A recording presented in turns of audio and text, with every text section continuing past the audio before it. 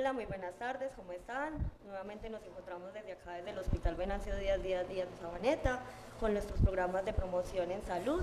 El día de hoy vamos a hablar sobre derechos y deberes de la salud de la población LGBTI. Por eso me acompaña hoy un colega que trabaja en Secretaría de Educación, que se llama Andrés García. Hola Julie, ¿cómo estás? Andrés, súper Eso. bien. ¿Cómo Bueno, vamos muchas el día de gracias. hoy? Súper bien, con mucho calor y con algo de sueñito, pero bien. Excelente. Bueno, pues la idea de abordar un poquito este tema es empezar a hablarnos desde el área profesional, emocional, social, conductual, como en todas las esferas en las que se mueve el sujeto, sobre cómo ese acceso o esos derechos en salud que ellos tienen, qué tanto lo utilizan y qué tanta viabilidad le dan a estos mismos servicios, ¿cierto? Por eso la idea hoy, Andrés, es que nos compartamos y conversamos entre los dos sobre todo el tema de los estigmas, los imaginarios, las barreras y ayudemos a derrumbar un poquito esas creencias que se tienen o esos tabús que tenemos a nivel cultural sobre nuestros accesos en salud. Julie, pues mira, en ese caso hay que tener en cuenta y es que en muchas ocasiones a la población pues le da mucho temor acceder a estos servicios de salud, en especial pues desde los de promoción y prevención, de las ETS o ITS en cuanto a esos factores de protección que se les puedan brindar a ellos. Para ello es importante pues como comenzar a resaltar que uno de los de las principales barreras que se presentan son las barreras culturales y sociales, debido pues que nuestros contextos todavía tienen pues como el imaginario de rechazo, la estigma, el señalamiento, los prejuicios con relación pues a que la población LGBTI tiene unas características pues particulares, teniendo en cuenta pues que nuestros contextos todavía siguen siendo muy normatizados, siguen siendo pues como desde una parte de heteronormativa.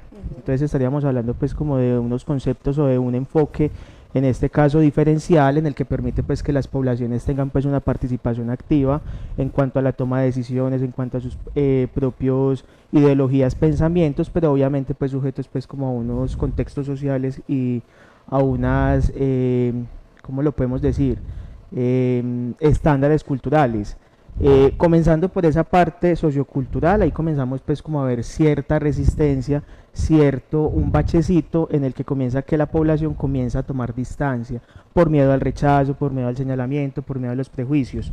Ya de ahí entramos desde la parte administrativa de los servicios de salud, que muchas veces el acceso para esta población es muy complejo debido pues que los profesionales no están pues como todavía tan capacitados, no tienen pues como la información tanto normativa como desde la conceptual o algo, y eso hace que la persona también se sienta un poco señalada. ¿Por qué? Porque entonces la primera pregunta que muchas veces nosotros sentimos como un poco incómoda es cuáles son sus preferencias sexuales. O Entonces su la persona inclinación sexual. o su inclinación sexual, y si la persona todavía no ha aceptado su proceso, eso lleva a que la persona entonces vaya generando una resistencia y no se acepte pues como los procedimientos o algo. Bueno, Otra, con dale respecto a lo Julie. que estás diciendo del tema cultural, creo que también hay que tener en cuenta el tema moral, ¿no? Que en la Sí, cultura nuestra también existen muchos estigmas desde la posibilidad a nivel familiar de digamos que el genograma familiar en donde está padre, madre, hijos, ¿cierto? Y lo que tenemos que hablar con género, ¿cierto? Desde sí. lo que es lo femenino y lo masculino, en donde al final de eso desde la crianza, desde el proyecto familiar, se crea un imaginario Sí. frente a que el hombre tiene que ser viril, tiene que ser masculino y la mujer debe ser femenina, debe ser cierto, y la clasificación en colores, y también se busca mucho es desmentir un poquito Sí. esa jerarquía de tanto de género femenino como masculino, por eso hablamos desde el concepto de diversidad, ¿no? Porque somos Sí. diversos, como seres diversos debemos tratar de derrumbar un poquito, independiente de nuestro estilo de vida familiar o nuestra crianza, cómo derrumbar un poquito esos patrones de crianza, ¿no? Creo que también hay que trabajar y hacer fuerte en esa posición social cuando hablamos de la posibilidad de la familia y el tema social. Sí, Julie, ahí entraría una parte y es el proceso de aceptación. El proceso de aceptación, primero desde la persona como tal, que está eligiendo un estilo de vida, una condición, pero también desde la aceptación familiar y también desde una aceptación social y cultural. Cuando hablamos de esos tres momentos, personal, lo familiar y lo social, ahí entraríamos como a hablar pues desde la parte psicológica a un duelo. ¿Un Ujú. duelo a qué? Un duelo a ese proceso de aceptación que se va dando poco a poco y paulatinamente. Normalmente cuando nosotros hablamos de duelo desde la parte psicológica, estamos hablando de un momento de dolor, Ujú. porque la palabra duelo viene de doler, De doler. de sentir, de experimentar esa pérdida, y en este caso es una pérdida a ese concepto de heteronormatividad que se Ujú. tiene, hombre-mujer, mujer-hombre. En este caso no podríamos ver otras posibilidades porque irían en contra del contexto social y cultural, y ahí es donde comienza a generarse una riña o un Ujú. bache que llamamos normalmente. Y a nivel familiar también no solo el duelo lo elabora la persona, sino que también los padres, los hermanos, la misma familia, porque existe también mucho comentario, mucho sesgo, mucho comentario de burla, Sí. acusamiento, o existen prejuicios, ¿no? Y dentro de esos prejuicios tendemos a creer que todos nos van a aceptar, es que estoy molestando, estoy jodiendo, es una Sí. burla, y no sabemos qué tanta aceptación, qué tanto amor propio, qué tanta seguridad pueda tener esa persona, y le puede hacer más bien es una afectación a su salud mental. Sí, ahí podríamos hablar sobre dos conceptos particulares. Uno sería pues como la homofobia, hablemoslo en Ujú. este caso pues como de ese rechazo social o de ese rechazo familiar que se pueda presentar ante una persona que esté eligiendo. Yo los llamaría más que todo un estilo de vida, porque es un estilo, una elección personal. Y también estaríamos hablando de otro concepto que sería la microhomofobia. Ujú. Los comentarios, que normalmente lo llamamos como charlas, como graciosos, esos comentarios para la persona en sí, en ese momento los puede tomar como charla, entre comillas, pero también le puede estar generando un malestar, una incomodidad dentro de sí. Y súmele a eso ese rechazo social, ese rechazo familiar, entonces la persona que es lo que hace, camuflarse, ocultarse. Entonces, por eso también estabas hablando de esas barreras en salud, ¿cierto? Sí. Porque muchas veces dentro de nuestro personal de salud podemos encontrar también ya algún estilo de vida muy propio, muy personal del profesional, que no tiene, no tanto que no tengamos el conocimiento, yo creo que es más una posición más personal, como tú decías ahorita, desde la autonomía, en respetar esa integridad del otro. Y en esa integridad, ahí hablamos desde el tema de salud y esos derechos que ellos tienen en salud, es a tener siempre un trato humanizado, ¿cierto? Ese trato humanizado en donde tengan accesibilidad, en donde tengan todo lo que es la información necesaria, que no se sientan de pronto sesgados, que no se sienta un rechazo, que a nivel del trato el médico no se sienta incómodo, ¿cierto? Como esa posibilidad, perdón, de ser lo más profesionales, pero teniendo en cuenta la humanización del servicio. Cuando nosotros hablamos de humanización del servicio, nos podríamos meter por un modelo muy centrado en la persona, en la necesidad como tal. Esa necesidad como tal estaría fundamentada en la parte de que la persona busca ayuda en un profesional que le va a brindar pues como unas estrategias, unas herramientas en cuanto a qué hacer, en este caso con su salud física, su salud mental, emocional, pero más importante desde su sexualidad. Eh, ¿Qué se recomienda ahí mucho, Juliet? Es el tema de que desde la ética profesional la persona o el profesional que esté pues como brindando ese acompañamiento tenga la capacidad o las herramientas de una escucha sin juicios, sin prejuicios. Ujú. Pero obviamente pues eso es un proceso que se va dando poco a poco, primero desde lo social para ya después entrar pues como a lo personal y a lo profesional en ese caso. Ok, entonces digamos que en el tema de salud también por eso se evidencia en muchos casos ese ausentismo o esa deserción, por decirlo así, de acceder a un servicio de salud por la misma situación, puede ser cultural y familiar. Yo creería que es más, eso es como un efecto cascada, es decir, la parte de arriba siempre va a afectar la parte de abajo. En este caso, la persona como ya viene con una predisposición y obviamente pues desde lo individual la persona va a pensar, siempre va a tener en su mente el señalamiento, el rechazo, el prejuicio, como ya se ha mencionado varias veces. Eh, yo creería que es sensibilizar también a la población como tal en cuanto a la importancia de no desertar, sino de hacer parte de estos servicios de salud para que ellos puedan beneficiarse. Cuando hablamos de beneficiarse es para su integridad personal, en este caso, y también en pareja o también en un contexto familiar. Bueno, ya que hablas del concepto del nivel de salud en pareja, dentro de las rutas de salud, digamos que la pareja también tiene derecho acceder a una educación, a una valoración, ¿cierto? A un proceso de pareja, de terapia, y eso dentro de las EPS también está legalizado y está, como tú decías, desde la parte normativa, está legalizado. Sí.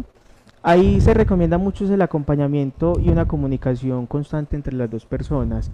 Cuando se tiene esa comunicación constante desde la confianza, lo que permite es que el acompañamiento sea más óptimo en el tema de pareja y tengan un poco más de tranquilidad a la hora de acudir pues como a los servicios de salud. Ahí se trabajaría pues no en una relación tú a tú, sino en una relación de tres, profesional, pareja y persona implicada en este caso, porque lo más importante es que la decisión que la persona tome también afecta, en este caso, a la otra persona con la que está, que sería la pareja a la larga. Y más cuando hay unos componentes de unas enfermedades de transmisión sexual, como hay unos componentes también de unas infecciones, en este caso, de transmisión sexual. Por eso cuando hablamos de derechos y deberes en salud específicamente, también hay que hacer mucho énfasis en las actividades de promoción y prevención de todo el tema de las enfermedades o de las infecciones de alguna enfermedad de transmisión sexual. Y ahí también digamos que aprovechamos este espacio para derrumbar ese estigma de que solo esta población o la población LGBTI son los que más implicación o más riesgo tienen de contagio. Yo creería que no es solamente generalizar, porque eso es muy universal. Tendemos a pensar que ellos son los únicos que pueden tener o sufrir o ser los que más tienen una enfermedad o una infección, y no necesariamente. Listo. Ahí tendríamos que mirar y es que esta población se ve muy afectada es por ese señalamiento como tal. Como lo habíamos dicho inicialmente, el modelo o la mirada pues heteronormativa, como dice hombre-mujer, da a entender que es la posibilidad de vida. Un hombre y una mujer cuando están en intimidad o algo, tienen la posibilidad de procrear. En el caso desde los imaginarios, desde la concepción pues social que se tiene, y más porque desde la parte de psicología una de las características es que nuestra población era una enfermedad o un trastorno mental o algo, nos permite a nosotros también verlo como, bueno, son una pareja, en este caso pues de homosexuales, los riesgos de una enfermedad lo asociaban a muerte. Entonces, heterosexuales, vida, homosexuales, muerte. Entonces ahí comienza mucho ese prejuicio, comienza mucho ese señalamiento y comienza también el tema de que la población se vaya alejando en estos servicios de PIP o de promoción y prevención en salud. Ok, y otra de las barreras que también hemos encontrado y que se han visto mucho es el tema económico, ¿no? Y ese es que muchas veces no se tiene la capacidad económica, repito, para tener esa accesibilidad de los servicios, y muchas veces también desde el desconocimiento, porque como tú decías, son muchas desde acciones de promoción y prevención, es decir, que el costo no tendría por qué ser tan elevado. Es que Julie, comenzando por algo, pues hay que tener en cuenta y es que nuestro contexto sociocultural también tiene unas características de un desequilibrio económico. Entonces hay personas que tienen acceso con facilidad a ciertos servicios de salud, comenzando porque tienen la posibilidad de pagar un copago, ¿cierto? O porque tienen la posibilidad de que su historia clínica o que tienen la posibilidad también de que desde la EPS le gestionen con rapidez los tratamientos y los procedimientos. Entonces, bueno, hay más facilidades para unas personas que tienen pues como unas condiciones socioeconómicas altas. Para otras personas que en este caso no tienen los recursos económicos, comenzando por el pago de un copago, obviamente pues se van a ver muchas veces un poco retraídos, y fuera de eso, normalmente cuando una persona va a acceder a servicios de salud le toca desplazarse distancias largas, entonces les toca pagar pasajes, y eso también impide que la persona diga, pues si no tengo los recursos para pagar un copago, para pagar los medicamentos o algo, entonces ¿cómo voy a hacer para trasladarme a mi servicio, en este caso pues como a mi atención por parte del profesional en la parte médica? Entonces, desde lo económico también se ve una de las barreras que se está dando mucho. Entonces, lo sociocultural, la atención que se le da por parte del profesional en salud, que muchas veces se puede hacer pues como desde el señalamiento, y fuera de eso las atenciones o los servicios administrativos que una EPS pueda tener, porque obviamente ellos tienen pues como unas atenciones logísticas y todo eso. Y aparte de eso, lo económico también afecta mucho para que la población pueda acceder de forma satisfactoria a los servicios de salud. Ok, y frente a ese tema de los imaginarios que estamos hablando, con respecto a los derechos y deberes, eh, ¿qué tanto es, pues hablamos de la humanización en los servicios de salud, pero dentro de los derechos pues también está el tema de asequibilidad, el tema de la responsabilidad, la ética, el trato, digamos que responsable y prudente con ese otro desde la privacidad, respetar su individualidad? Pero creo que también está la otra parte y es lo que estabas hablando dentro de esas mismas barreras, cómo derrumbar esas barreras, porque es que también se le vuelve un deber, ¿no? Como ciudadano también tienen unos deberes, digamos que a nivel social, a nivel familiar y a nivel cultural, que cumplir, ¿no? Sí. Entonces, ¿qué deberes, por ejemplo, podríamos mencionar frente a la posibilidad de acceso a cualquier servicio?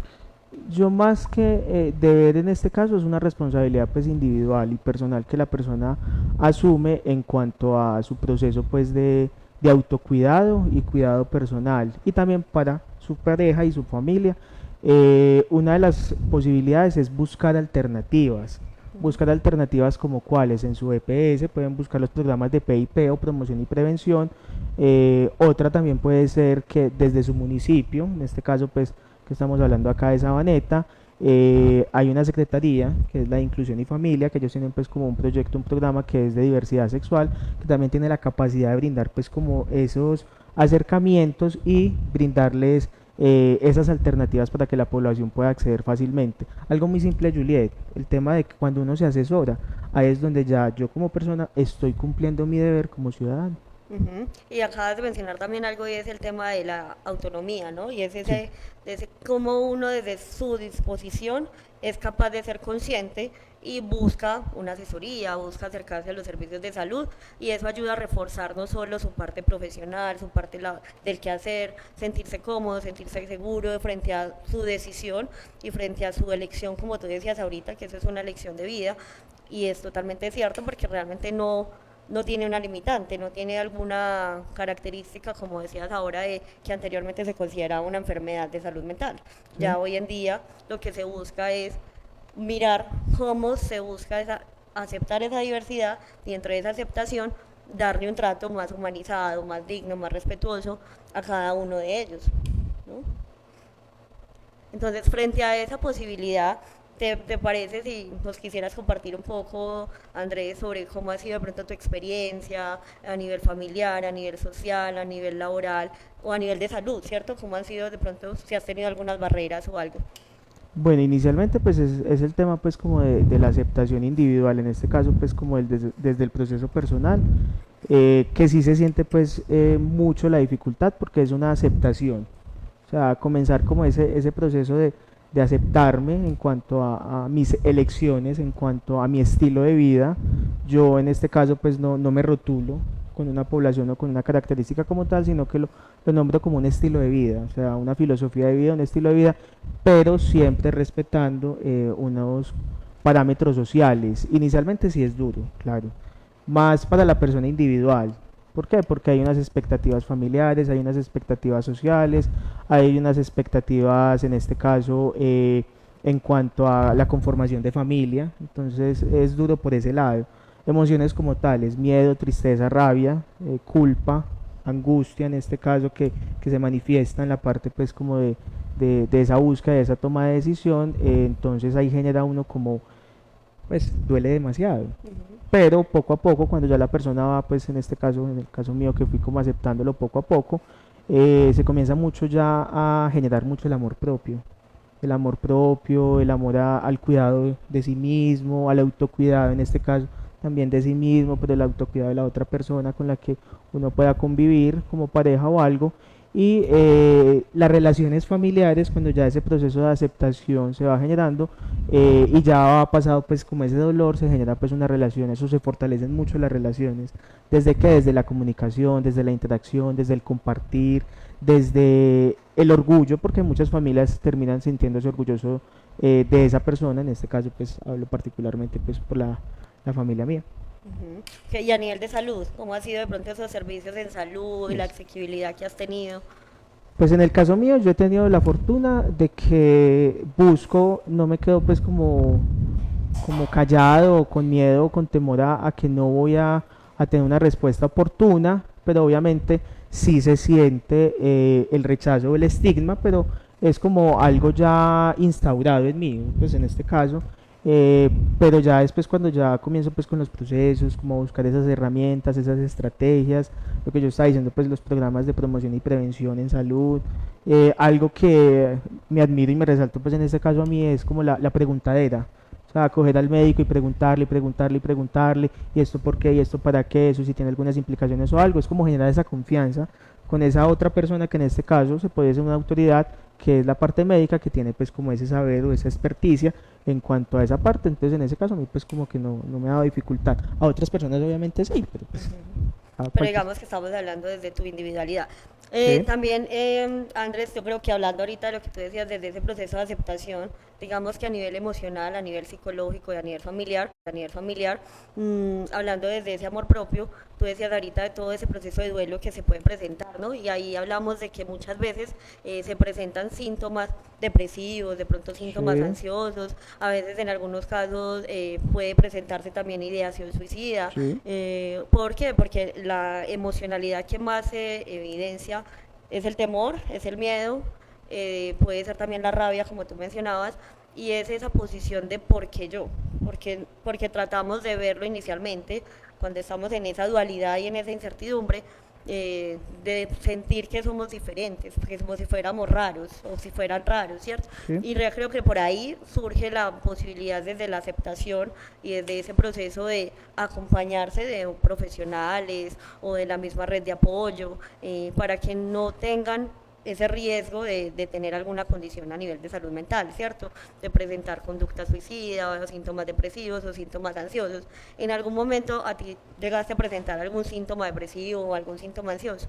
Sí, en ese proceso pues como de aceptación la primera pues situación o experiencia que se tiene es una alteración pues del estado de ánimo en este caso pues que se va pues como de sintiendo en el momento, pues porque obviamente pues la parte emocional se ve más afectada en ese caso. También hay momentos en los que posiblemente se tienen pensamientos suicidas, se tienen pues como, pero es como una manera de autorrechazo a que a la experiencia que se está eligiendo, al estilo de vida que se está eligiendo, a las decisiones personales que se están eligiendo. Entonces genera mucha incomodidad, genera mucha incertidumbre. Ok, y frente a eso, Andrés, ¿qué recomendaciones le podríamos dejar a nuestra población frente a cómo acceder a sus servicios de salud, de cómo trabajar en ese proceso de aceptación? ¿Qué recomendaciones le dejarías tú como a nuestra población? Vea, lo primero, soy partidario del acompañamiento interdisciplinario.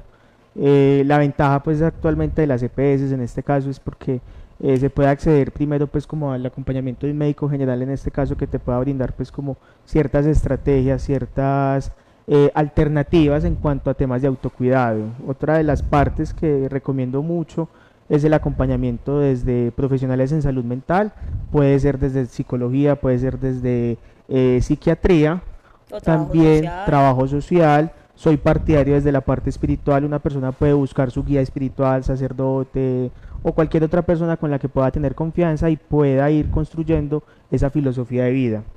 Otra de las partes que recomiendo mucho son las fundaciones o corporaciones, en este caso sin ánimo de lucro, con ánimo de lucro, dependiendo pues como el poder adquisitivo, donde puedan buscar asesoramiento, donde la persona pueda sentir o pueda encontrar ese lugar al que pertenece.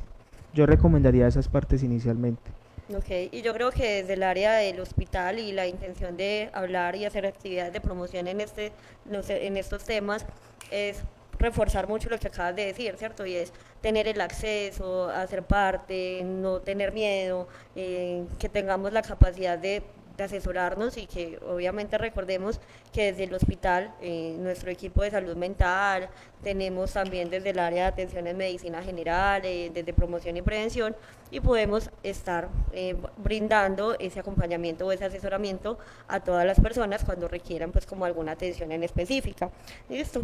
Creo que hemos hecho como una buena tertulia. Muchas gracias, Andrés, por habernos acompañado el día de hoy. A las personas que se conectaron en nuestro en vivo, mil gracias. Esperamos vernos en una próxima ocasión. Que tengan una feliz tarde. Bueno.